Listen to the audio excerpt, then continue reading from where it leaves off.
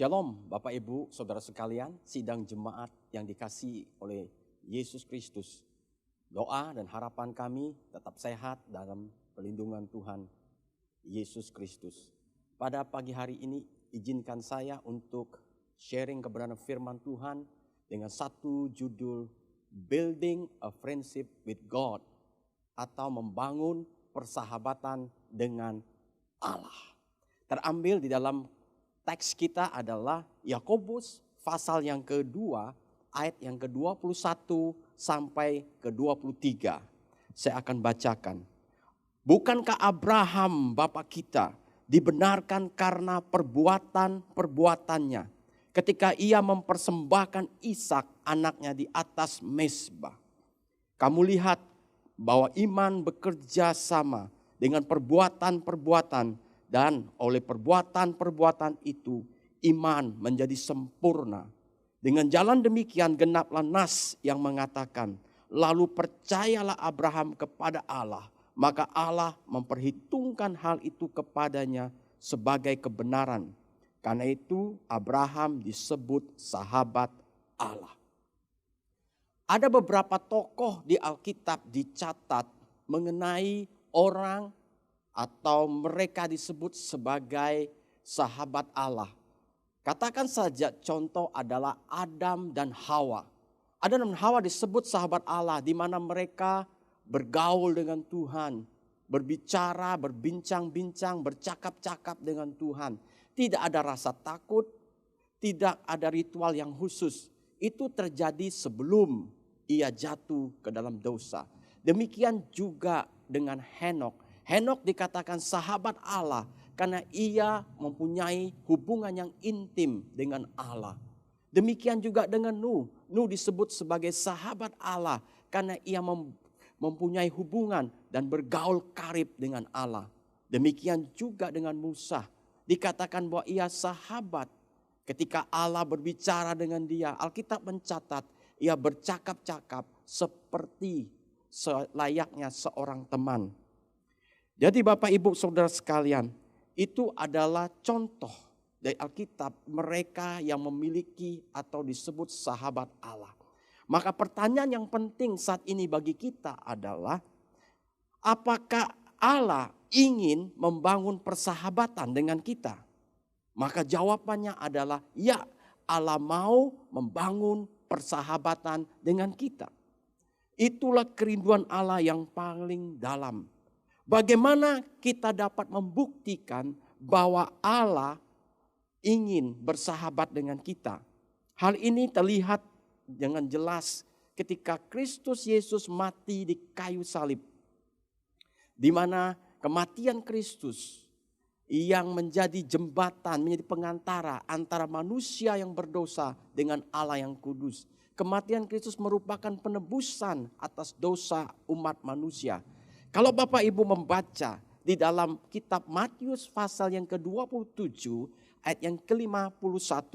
Maka di situ kita menemukan bahwa bait Allah itu ada tirai yang memisahkan antara ruang yang maha kudus dengan ruang yang kudus. Tapi sejak kematian Kristus tirai itu terbelah dua, dari bagian atas turun ke bagian bawah. Hal ini menunjukkan kepada kita bahwa tersedia ruang di mana manusia untuk bersahabat dengan Allah. Saya akan membacakan di dalam kitab Roma pasal 5 ayat yang ke-10. Maksudku, ketika kita masih menjadi musuh Allah, Allah telah menjadikan kita sahabatnya melalui kematian anaknya. Sekarang kita adalah sahabat Allah. Pastilah Allah akan menyelamatkan kita melalui hidup anaknya. Jadi menjadi sahabat Allah adalah satu anugerah yang luar biasa. Menjadi sahabat Allah menjadikan sesuatu yang indah di dalam kehidupan kita. Karena Allah yang berkuasa, Allah yang maha kuasa, Allah yang berdaulat itu mau bersekutu dengan kita. Apa itu persahabatan? Persahabatan menunjukkan satu hubungan, satu relasi yang bukan bersifat basa dan basi. tetapi relasi yang ada kejujuran, yang ada kasih, yang ada keterbukaan, saling mempercayai, saling membantu di dalam kesulitan. Itulah persahabatan. Nah, Bapak Ibu Saudara sekalian, Alkitab mencatat kepada kita lewat firman Tuhan bahwa Abraham adalah salah satu tokoh di mana dikatakan bahwa ia adalah sahabat Allah. Yaitu di dalam Yakobus pasal 2 ayat 23 yang kita bacakan tadi. Pertanyaannya sekarang adalah mengapa Abraham disebut sebagai sahabat Allah? Setidaknya ada dua alasan mengapa Abraham disebut sebagai sahabat Allah. Yang pertama, dikatakan bahwa Abraham percaya atau beriman. Jelas sekali di ayat 23 Yakobus pasal 2. Dengan jalan demikian genaplah nas yang mengatakan, lalu percayalah Abraham kepada Allah, maka Allah memperhitungkan hal itu kepadanya sebagai kebenaran. Karena itu Abraham disebut sahabat Allah. Siapakah Abraham? Abraham adalah generasi ke-10 dari Nuh melalui Sem dan dilahirkan 352 tahun setelah air bah. Tepatnya sekitar tahun 2018 sebelum Masehi. Kalau kita membaca di Kejadian pasal 11 ayat 17 sampai ke 32, maka di situ dijelaskan bahwa Abraham memiliki seorang bapak yang bernama Tera, di mana mereka tinggal di Ur Kasdin. Ur Kasdin itu posisinya adalah di sebelah timur Irak, di mana orang-orang atau penduduk Ur Kasdin adalah penyembah berhala, termasuk Abraham. Nah, kalau kita terus membaca di Kejadian pasal 12, di sini merupakan satu penjelasan dimulainya perjalanan Abraham dengan Allah. Saya bacakan di Kejadian pasal 12 ayat 1 dan 2. Berfirmanlah Tuhan kepada Abraham, pergilah dari negerimu dan dari sanak saudaramu dan dari rumah bapakmu ini ke negeri yang akan kutunjukkan kepadamu. Aku akan membuat engkau menjadi bangsa yang besar dan memberkati engkau serta membuat namamu masyhur dan engkau akan menjadi berkat. Tetapi Bapak Ibu Saudara sekalian, bahwa Allah mulai memperhitungkan iman Abraham sebagai kebenaran, yaitu di Kejadian pasal 15 ayat yang ke-6. Pada suatu peristiwa Abraham mendapat firman Tuhan dalam suatu penglihatan di mana Allah berkata, jangan takut Abraham, sebab aku akan menjadi perisai hidupmu dan upahmu besar. Abraham pada waktu itu menjadi khawatir, dia cemas karena ia tidak tahu siapa yang akan mewarisi kekayaannya. Sebab Abraham pada waktu itu usianya sudah lanjut 75 tahun. Dan Sarah istrinya mandul. Yang ada dalam pikiran Abraham pada waktu itu, bahwa yang akan mewarisi kekayaannya adalah hambanya yang bernama Eliezer. Tetapi di dalam pertimbangannya itu Allah berkata kepada Abraham bahwa hambamu bukanlah yang akan menjadi ahli waris, tetapi anak kandungmu sendiri.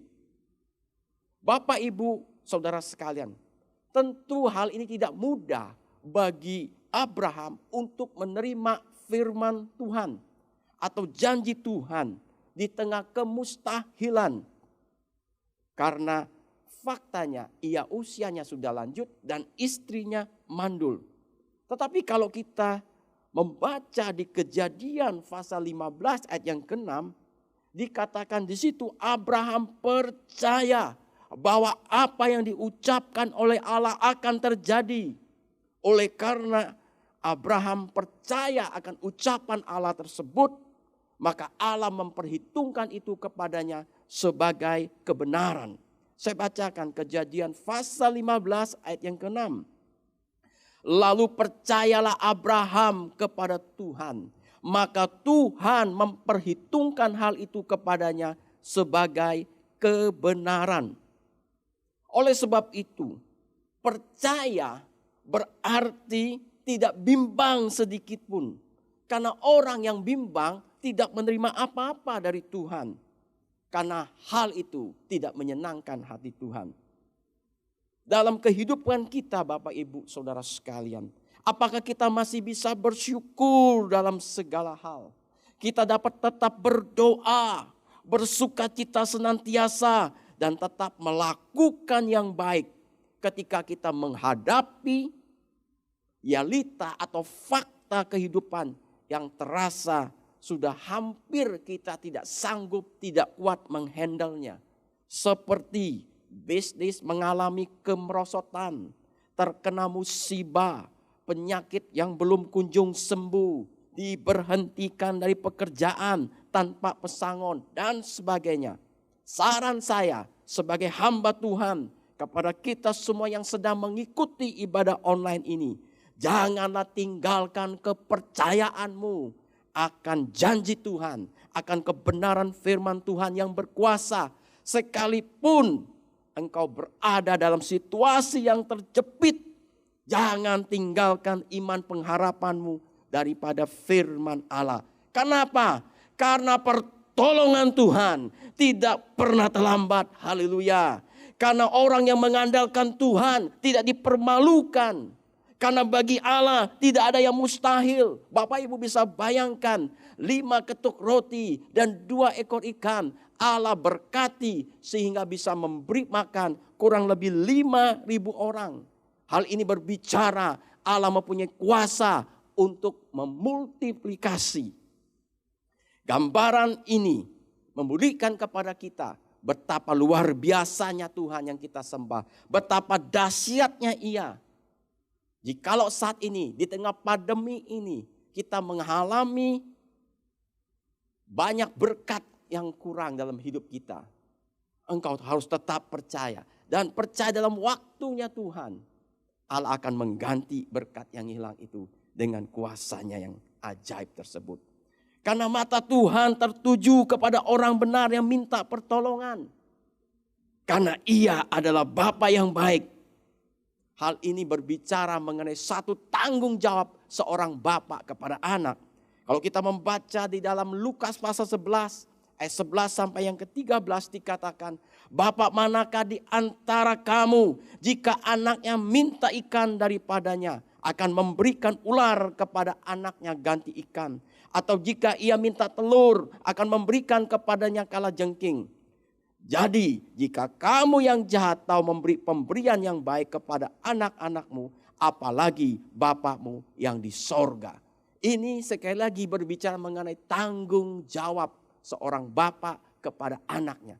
Dan kita adalah anak Allah dan Ia adalah Bapa kita. Ia pasti bertanggung jawab. Oleh sebab itu, jangan tinggalkan iman pengharapan kita kepada janji kebenaran firman Tuhan. Haleluya. Sebagai seorang kepala keluarga, mari kita belajar dari kehidupan iman Abraham. Di mana Abraham juga seorang kepala keluarga. Bagaimana ia mampu menerima firman Tuhan sekalipun fakta berbeda sama sekali. Bapak Ibu Saudara sekalian yang dikasihi oleh Tuhan. Sekalipun Allah sudah menyediakan jalan agar setiap manusia dapat bersahabat dengan Allah. Bukan berarti semua itu terjadi tanpa ada suatu langkah praktis yang perlu kita ambil. Untuk kita ikuti seperti keteladanan Abraham. Langkah praktis apa itu? Percaya atau beriman dengan sungguh kepada Yesus Kristus. Hal yang kedua, mengapa Alkitab mengatakan bahwa Abraham adalah sahabat Allah? Yaitu Abraham percaya dan melakukan. Atau dengan kata lain, Abraham percaya dan ia mentaatinya. Ia bertindak. Mari kita membaca di dalam Yakobus pasal 2 ayat yang ke-21. Bukankah Abraham bapak kita dibenarkan karena perbuatan-perbuatannya ketika ia mempersembahkan Ishak anaknya di atas mezbah? Ayat ini tidak boleh diartikan seakan-akan Abraham dibenarkan karena perbuatannya, yaitu mempersembahkan Ishak. Tetapi Alkitab secara tegas berkata bahwa Abraham dibenarkan karena imannya kepada Allah. Sekali lagi saya bacakan di Yakobus pasal 2 ayat 23. Dengan jalan demikian, genaplah nas yang mengatakan, lalu percayalah Abraham kepada Allah. Maka Allah memperhitungkan itu kepadanya sebagai kebenaran. Mari kita melihat di Kejadian pasal ke-22. Di mana judul dari pasal ini yaitu kepercayaan atau iman Abraham diuji. Allah yang penuh baik, yang penuh kasih dan rahmat. Allah yang setia kepada perjanjiannya. Apa yang telah diucapkannya kepada Abraham. Sekalipun Sarah sudah usia lanjut pada waktu itu 90 tahun, mandul lagi. Dan Abraham 100 tahun, ia melahirkan seorang anak yang bernama Ishak. Nah, ketika Ishak sudah cukup besar, Allah berbicara kepada Abraham untuk membawa Ishak ke satu tempat, yaitu di Bukit Moria. Sulit bagi kita untuk membayangkan apa yang ada di dalam pikiran, perasaan, emosi Abraham ketika Allah meminta ia mengorbankan Ishak, anak satu-satunya yang ia peroleh di hari tuanya untuk dikorbankan. Sementara di sisi lain Allah telah bersabda kepada dia, Allah telah berjanji bahwa melalui keturunannya akan banyak seperti bintang di langit dan seperti pasir di laut. Namun Bapak Ibu Saudara sekalian, apa yang dilakukan dengan perintah Tuhan kepada Abraham tersebut? Kejadian 22 ayat 10 saya bacakan. Sesudah itu Abraham mengulurkan tangannya lalu mengambil pisau untuk menyembelih anaknya. Ayat yang ke-11. Tetapi berserulah malaikat Tuhan dari langit kepadanya. Abraham, Abraham, sautnya, ya Tuhan. Lalu ia berfirman, jangan bunuh anak itu dan jangan kau apa-apakan dia. Sebab telah ku ketahui sekarang bahwa engkau takut akan Allah. Ya, frase engkau takut akan Allah berbicara tentang ketaatan dan engkau tidak segan-segan untuk menyerahkan anakmu yang tunggal kepadaku. Frase ini berbicara tentang iman. Jadi tindakan Abraham mempersembahkan Ishak itu merupakan bukti bahwa Abraham percaya dan bertindak atas apa yang Allah perintahkan kepadanya. Untuk lebih jelasnya, Bapak Ibu Saudara sekalian bisa membaca dalam Ibrani pasal 11 ayat yang ke-17. Dikatakan demikian, karena iman maka Abraham tak kala ia dicobai mempersembahkan Ishak ia yang telah menerima janji itu rela mempersembahkan anaknya yang tunggal. Haleluya. Jadi Abraham tidak hanya ia percaya kepada Allah, tetapi juga ia mau taat secara total apa yang Allah minta untuk ia lakukan. Apakah kita juga Bapak Ibu Saudara sekalian mengembangkan suatu gaya hidup yang percaya dan mau taat total seperti Abraham yang telah kita baca di dalam ayat-ayat di atas tadi. Kalau kita hanya mau beriman saja kepada Yesus, tapi tidak mau mentaatinya secara total atau sepenuh hati, maka nampaknya kita belum pantas, belum layak disebut sebagai sahabat Allah. Perhatikan baik-baik Bapak Ibu Saudara sekalian. Dalam Yohanes pasal 15 ayat 14. Kamu adalah sahabatku jikalau kamu berbuat apa yang kuperintahkan kepadamu. Firman Tuhan ini begitu jelas dan tegas. Kalau kita disebut sebagai sahabat Allah, kalau kita mau menjadi sahabat Allah, bukan hanya kita percaya kepada Tuhan, tapi kita mau mengikuti perintahnya. Haleluya. Apakah Bapak Ibu Saudara sekalian siap menjadi sahabat Allah? Yaitu kita siap dan bersedia melakukan apa yang diminta oleh sang sahabat, yaitu Kristus lewat firman-Nya. Kalau sang sahabat kita berkata, ampunilah musuh-musuhmu, apakah kita bersedia melakukannya? Kalau sang sahabat berkata, berdoa bagi musuh-musuhmu, bagi orang yang menganiaya kamu, apakah kamu bersedia melakukannya? Kalau sang sahabat berkata, berbuat baik kepada semua orang, apakah kamu bersedia melakukannya? Kalau sang sahabat berkata, jangan membalas kejahatan dengan kejahatan, apakah kita bersedia melakukannya? Oleh sebab itu, menjadi sahabat Allah berarti memiliki iman yang teguh, tidak goyah atau tidak digeserkan oleh perkara lain yang ada di dunia ini. Menjadi sahabat Allah berbicara menjadi, bukan hanya mendengar firman Allah, tetapi kita melakukan firman Allah tersebut. Menjadi sahabat Allah berarti kita bersedia menghancurkan setiap keinginan daging kita. Menjadi sahabat Allah berarti kita siap berjalan dalam terang firman Tuhan. Bapak Ibu Saudara sekalian, sekalipun Allah sudah menyediakan jalan agar setiap manusia dapat bersahabat dengan Dia, bukan berarti itu berjalan secara otomatis. Ada langkah praktisnya. Tadi yang pertama langkah praktisnya adalah kita percaya sungguh kepada Yesus. Maka langkah praktis yang kedua untuk menjadi sahabat Allah, kita mau taat apa yang Ia minta kita lakukan. Haleluya. Bapak Ibu Saudara sekalian yang dikasihi dan diberkati oleh Tuhan.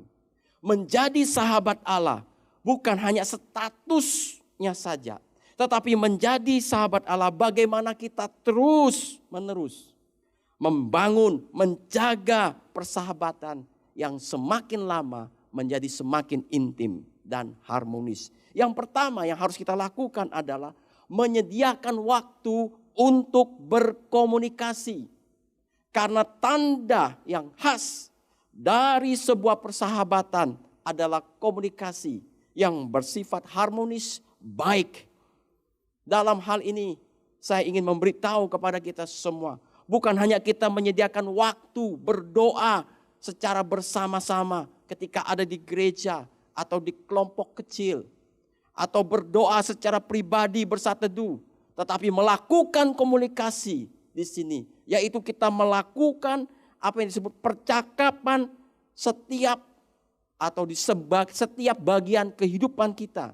Ketika kita menyetir mobil, ketika kita memasak, ketika kita bekerja. Sebagai contoh ketika kita lagi menyetir mobil, kita berkomunikasi dengan Allah. Kita katakan, Tuhan Engkau baik. Saya berterima kasih memiliki Allah yang seperti Engkau. Saya terima kasih karena percaya kepada Engkau. Saya terima kasih untuk istri saya. Saya terima kasih buat anak saya Tuhan. Terus mengadakan satu komunikasi. Sebagaimana firman Allah katakan dalam Kolose pasal 3 ayat 1 dan 2. Karena itu kalau kamu dibangkitkan bersama dengan Kristus, carilah perkara yang di atas, di mana Kristus ada, duduk di sebelah kanan Allah. Pikirkanlah perkara yang di atas, bukan yang di bumi. Haleluya. Yang kedua yang perlu kita bangun untuk semakin intim dan akrab dengan Allah, yaitu merenungkan firman Tuhan secara terus menerus. Kenapa demikian? Karena firman Tuhan merupakan isi hatinya Allah. Artinya melalui firman Tuhan tersebut kita mengenal kehendak Allah. Kita mengenal keinginan Allah. Di samping itu iman kita dapat dibangun. Iman kita dapat ditumbuhkan. Dengan demikian kalau kita terus merenungkan firman Tuhan, kita akan tumbuh menjadi seorang anak, menjadi seorang sahabat yang sensitif akan suara Tuhan, sahabat kita itu. Kita akan menjadi sensitif akan dosa. Bagaimana kita merenungkan firman Tuhan tersebut, Bapak Ibu Saudara sekalian?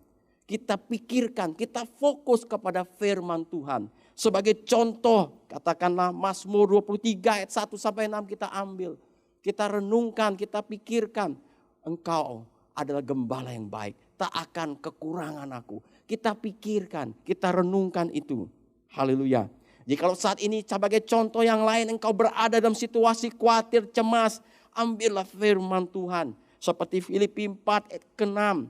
Janganlah dikatakan hendaknya kamu khawatir tentang apapun juga. Tapi nyatakan segala keinginanmu kepada Allah dalam doa, permohonan dan ucapan syukur. Renungkan itu. Renungkan itu, ayat itu, firman Tuhan itu. Haleluya. Yang ketiga, untuk kita terus menjaga, membangun persahabatan yang intim. Memilih untuk mentaati Allah. Apapun situasi dan kondisi kehidupan kita. Kita memilih untuk tetap taat kepada Allah. Yang keempat, merindukan persahabatan dengan Allah sebagai suatu prioritas utama, melebihi dari segala yang lain. Jadi Bapak Ibu Saudara sekalian, ada dorongan yang kuat dan kesadaran di dalam diri kita yang mendalam bahwa saya merindukan persahabatan dengan Allah.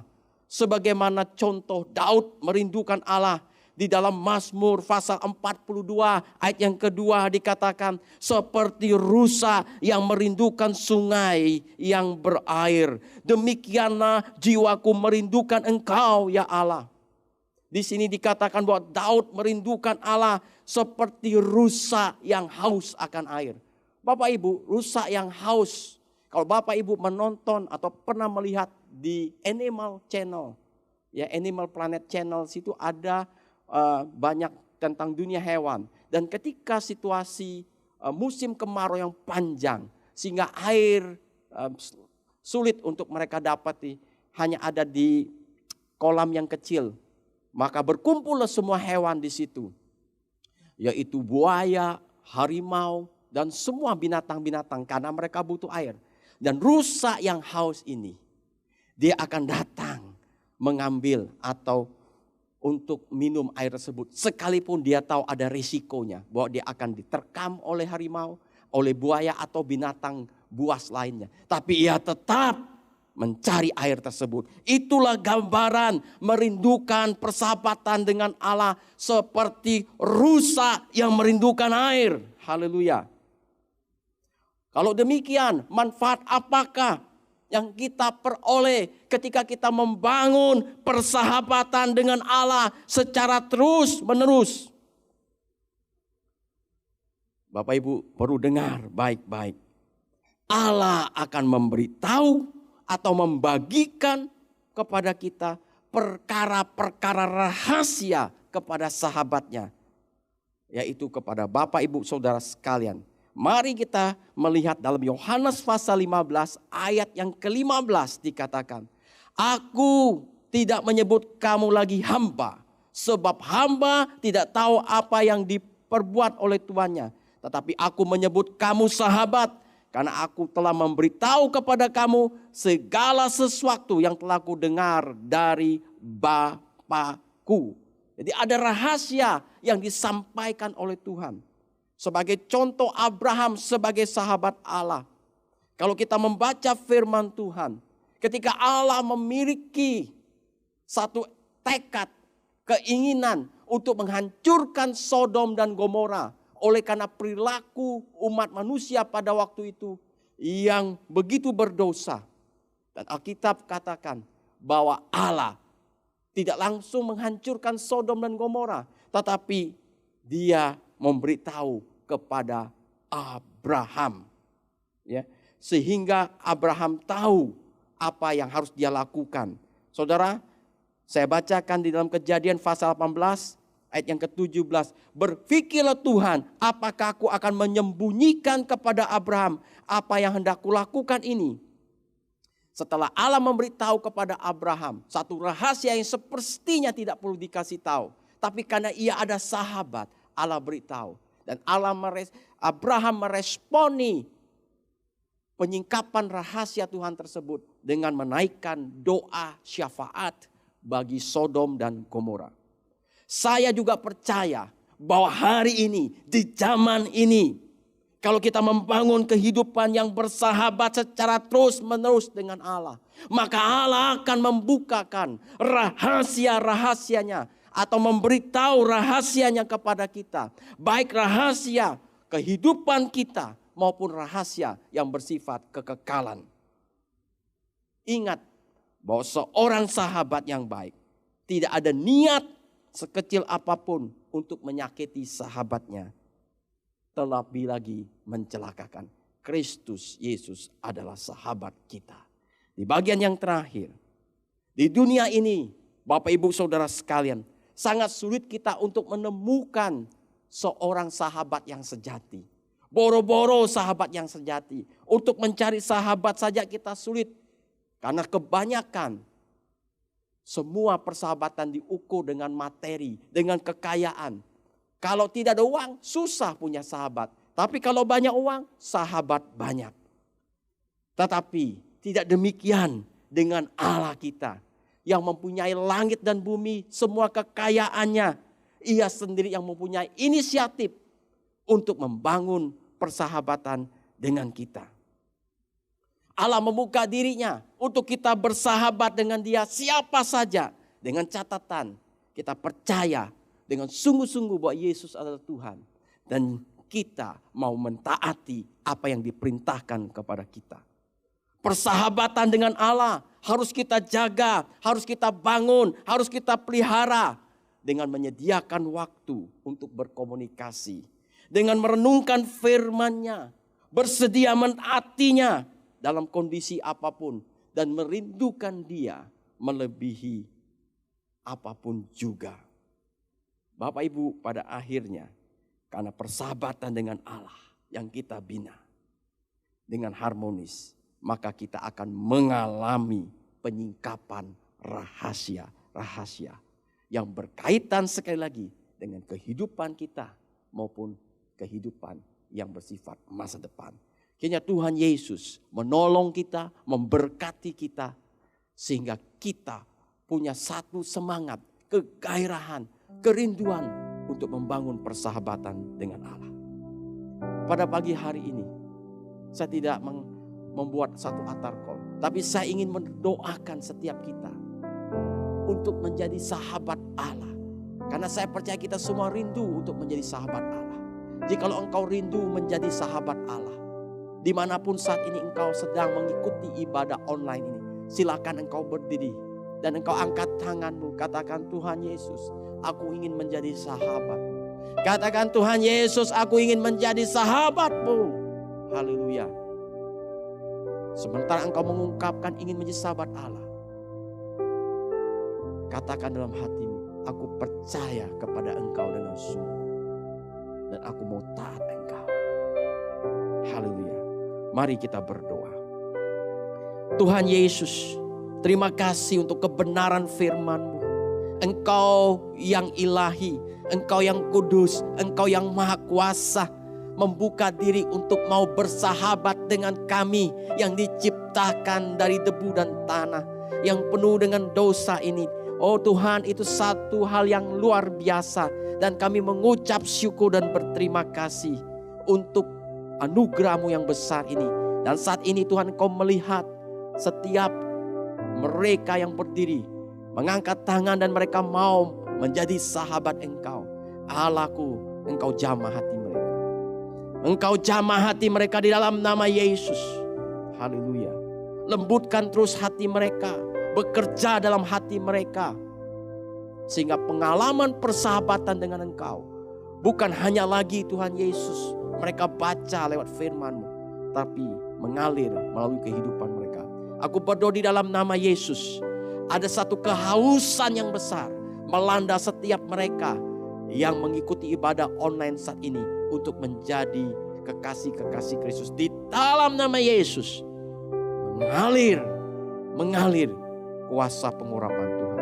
Terima kasih Tuhan Yesus. Kami serahkan setiap kami semua yang berdiri, yang ingin mengiklarkan diri membangun persahabatan dengan Allah. Engkau berkati. Terima kasih Tuhan. Kami serahkan seluruh mereka yang mendengar, mengikuti ibadah online. Engkau berkati. Engkau berkati keluarga mereka. Engkau berkati usaha mereka. Engkau berkati anak mereka. Engkau lindungi mereka semua dari hal-hal yang ingin mencelakakan kehidupan mereka. Sebab Engkau adalah Bapa kami yang baik. Terima kasih Tuhan Yesus, terima kasih. Pada akhirnya Bapak Ibu Saudara sekalian, angkatlah tanganmu dan terimalah berkat Tuhan ini. Tuhan memberkati engkau dan melindungi engkau. Tuhan menyinari engkau dengan wajah-Nya dan memberi engkau kasih karunia. Tuhan menghadapkan wajah-Nya kepadamu dan memberi engkau damai sejahtera. Berkat turun atas hidupmu, keluargamu, anakmu, cucumu mulai hari ini dan sampai Yesus datang kali yang kedua. Tuhan Yesus memberkati kita. Haleluya. Amin.